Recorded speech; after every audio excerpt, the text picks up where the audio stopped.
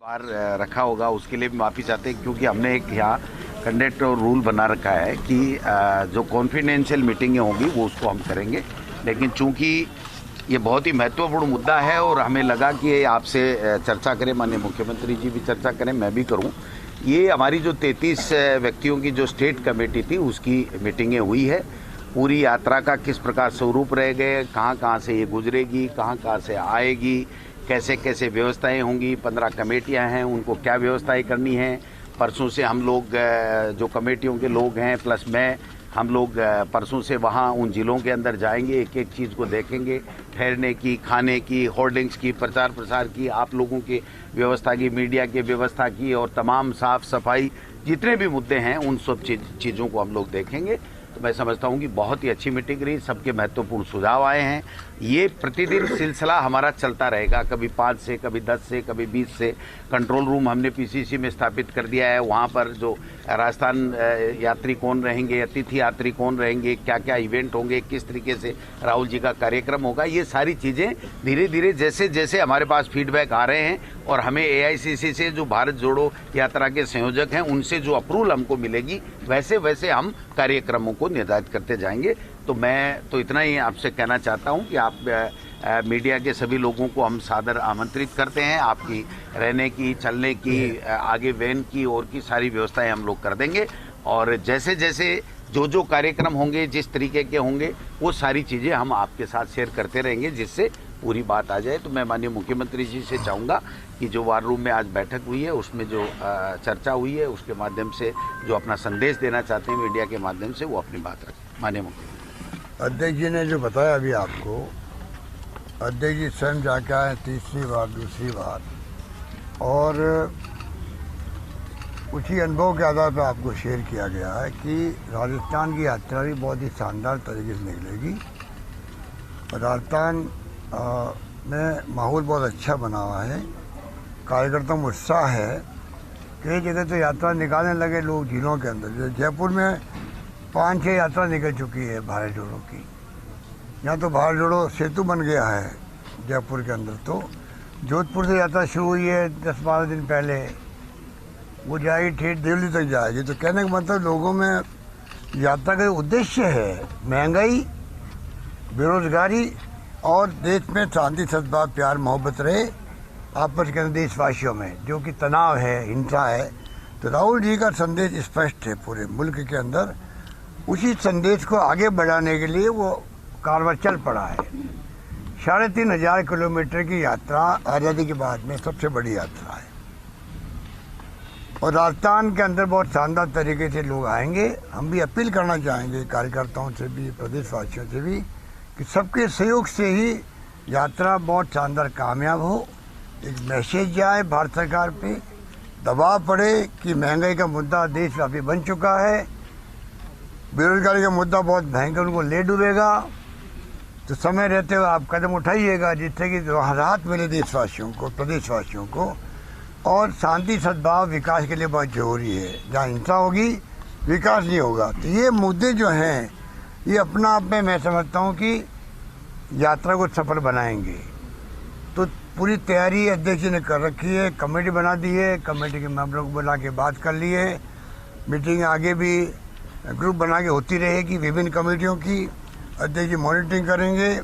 तमाम व्यवस्थाएं बहुत अच्छे ढंग से चल रही है, और मैं समझता हूँ उसी रूप में हम लोग यात्रा को पूरी संपन्न करवाएंगे। सर 23 और 24 के लिए गेम चेंजर है यात्रा, आप मानते हैं गेम चेंजर साबित होगी 23 और 24 के लिए? देखिए, यात्रा तो राहुल गांधी के बारे में पूरे मुल्क में जो प्लेटफॉर्म बने हुए हैं आपके यूट्यूब के भी, और जो डिस्कशन होते हैं इंटेलेक्चुअल के, पत्रकारों के और लेखकों के, आप भी देखते होंगे जो इमेज राहुल गांधी जी की जो डैमेज करने का कुप्रयास किया था बीजेपी सोशल मीडिया ने, उसकी धज्जियां उड़ गई है। राहुल गांधी नए रूप में सामने आए हैं, एक समर्पित, प्रतिबद्ध, और किस प्रकार देश को लीडरशिप दे, वो किस प्रकार जो ये बैठे लोग, फासिस्ट लोग बैठे हैं देश के अंदर, जो लोकतंत्र को कमज़ोर कर रहे हैं, धज्जियां उड़ा रहे हैं संविधान की, लेखक, पत्रकारों को और साहित्यकारों को जेल में डाल रहे हैं, आलोचना सुनना इनको पसंद नहीं है। जो आलोचना करता है या असमझ व्यक्त करता है वो देशद्रोही है, इनकी नज़र के अंदर राष्ट्रद्रोही है। इससे बड़ा दुर्भाग्य क्या होगा कि 70 साल तक इस देश में लोकतंत्र कायम रखा कांग्रेस ने। इंदिरा गांधी जी ने जान दे दी पर देश को एक रखा, अखंड रखा उस मुल्क के अंदर। राजीव गांधी शहीद हो गए, परंतु फिर भी ये बेशर्माई से जिस रूप में इनके राष्ट्रीय और राज्य नेता बोलते हैं, पूर्व प्रधानमंत्री के नाम ही नहीं लेते हैं। जो त्याग बलिदान कुर्बानियाँ करी है आज़ादी की जंग के अंदर, वो तमाम फ्रीडम फाइटर का कोई नाम गायब कर दिया गया है। ये क्या द्योतक है? ये द्योतक है फासिस्टी प्रवृत्ति का है, जो खतरनाक होती है, हिटलर की तरह होती है। इतने में कहना चाहूँगा कि ये यात्रा ने पूरे मुल्क को एक मैसेज दे दिया है और जनता उठ खड़ी हुई है। वक्त बताएगा किस प्रकार इनको जनता जवाब देती है वक्त आने पर। आज इनकी हालत गुजरात में ख़राब हो गई है।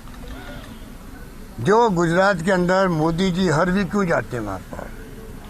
हर वीक जा रहे हैं, 3 दौरे कर रहे हैं। अमित शाह जी ने कैम्प कर रखा है। तो जो खुद के स्टेट के अंदर प्रधानमंत्री जी की स्थिति ये है, आप सोच सकते हो कि देश में क्या होगी। तो तमाम तरीके से हम देखें, ऐतिहासिक निर्णय था AICC का। ये खाली कांग्रेस की यात्रा नहीं है, ये देशव्यापी यात्रा है, देश की यात्रा है। इसमें कोई भी एक्टिविस्ट जा सकता है, आप लोग जा सकते हो, पत्रकारी हैसियत से भी।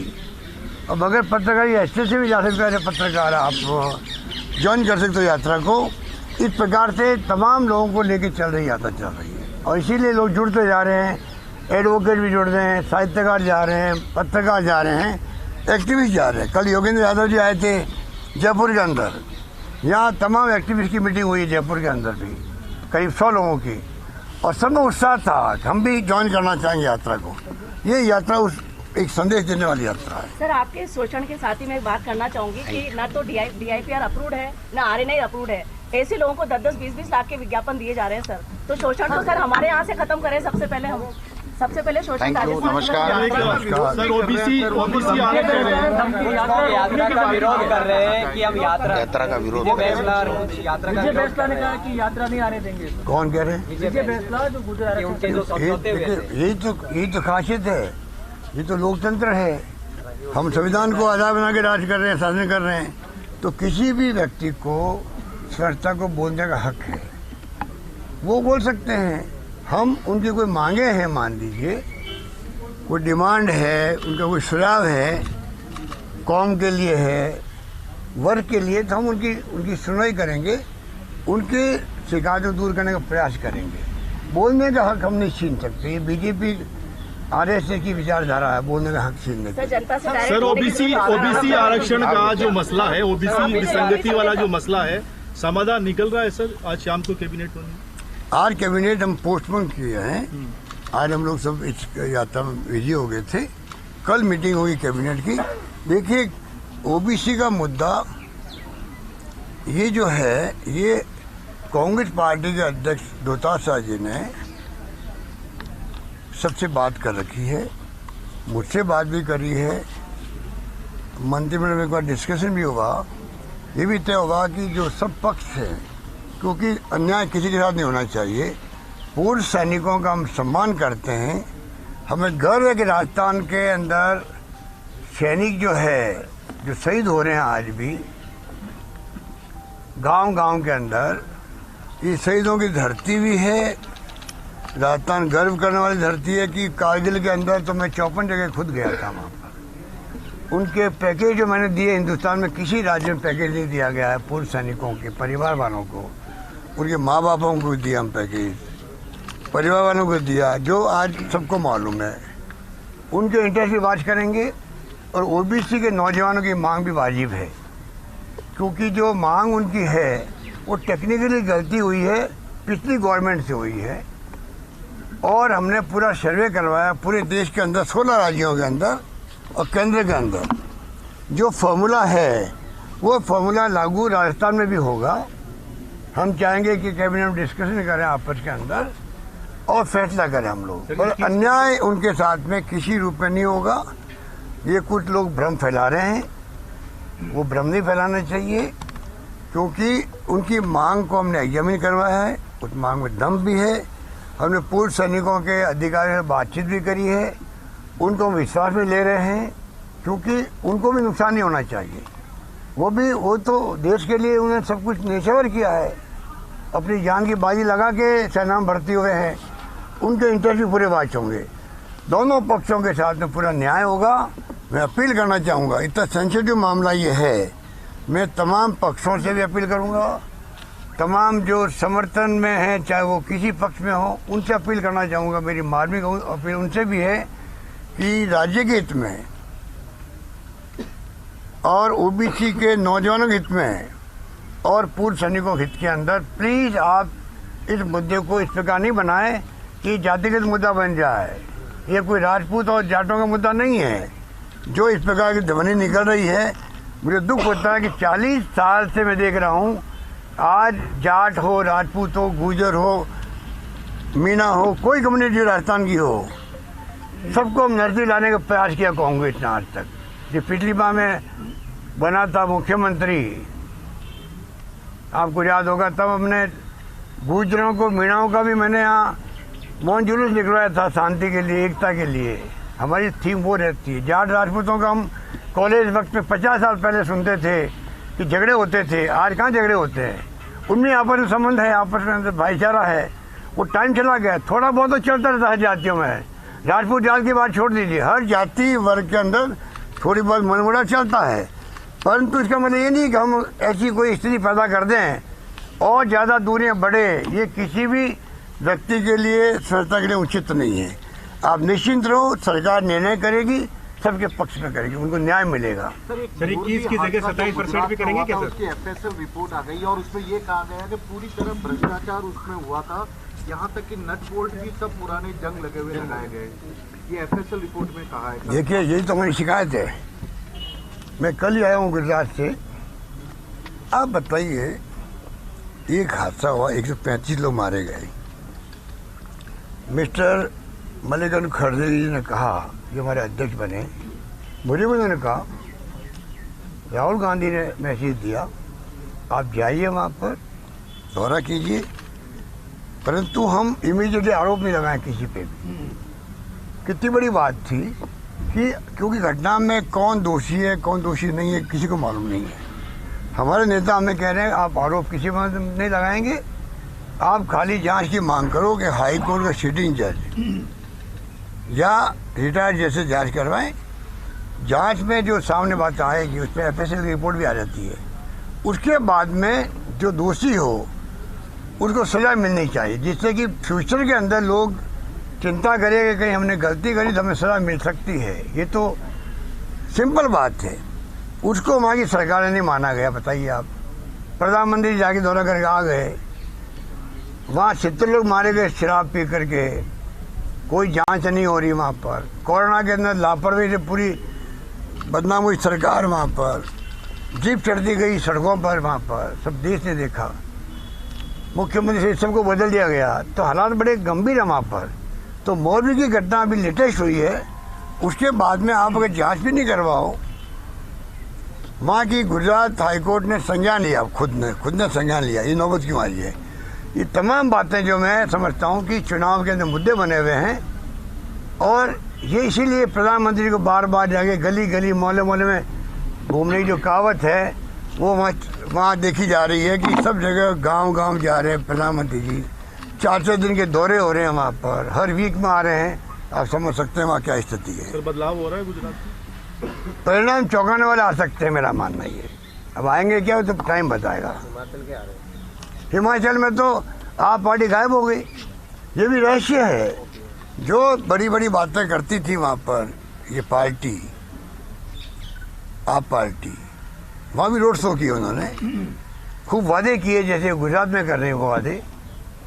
राजस्थान में आने की संभावना भी वो वादों के आधार पर है, दाल गलने वाले नहीं। यहाँ पर पहले से हमने इतनी योजना बना रखी है, उसका मुकाबला देश में कोई राज्य नहीं कर सकता है। हमने जो योजना बनाई राजस्थान में, वैसी योजना पूरे मुल्क में कहीं पे भी नहीं है। परंतु मैं पूछना चाहूँगा केजरीवाल जी के, आपने अपना कैंपेन पूरा विड्रॉ क्यों कर लिया, सब ऑफिस बंद क्यों कर दिया? क्या बीजेपी से अभी मिली भगत है? और वहाँ गुजरात के अंदर भी टेम्पो 20 दिन पहले उनका था, वो नीचे क्यों आ गया? ये तमाम जो खेल खेल रहे हैं देश के अंदर, ये वो शक्ति हैं जिनका लोकतंत्र में यकीन नहीं है, ना केजरीवाल जी का है ना मोदी जी का है। ये फाशिस्टी लोग हैं, उस रूप में ये देश चलाना चाहते हैं और देश को बर्बाद कर रहे हैं। मेरा मानना है केजरीवाल जी के झूठे वादे भी धीरे धीरे एक्सपोज हो रहे हैं। बहुत सारे हमने देख लिया, केजरीवाल के रूप को देखा, वो रूप को भी देखा। शाहीन बाग में जब धरना दिया जा रहा था लंबा, और ये बात करते थे धर्मनिरपेक्षता की, गायब हो गए केजरीवाल, खुद गायब हो गए। पूरा अपना गणित भाग देख रहे हैं, मैं चुनाव कैसे जीतूं। देश बहुत समझदार है, ऐसे लोगों को सबक सिखाएगा। सर राहुल गांधी जी की जो यात्रा निकल गई, क्या राजस्थान कांग्रेस की तरफ से जिन राज्यों में यात्रा नहीं पहुंच पाई वहां के कुछ बड़े नेताओं को भी बुलाया जाएगा भाग लेने के लिए? एक बात मैं स्पष्ट कर दूं, ये मांग गुजरात में ही उठी थी कि चुनाव में गुजरात में क्यों नहीं आए, हिमाचल क्यों नहीं गए।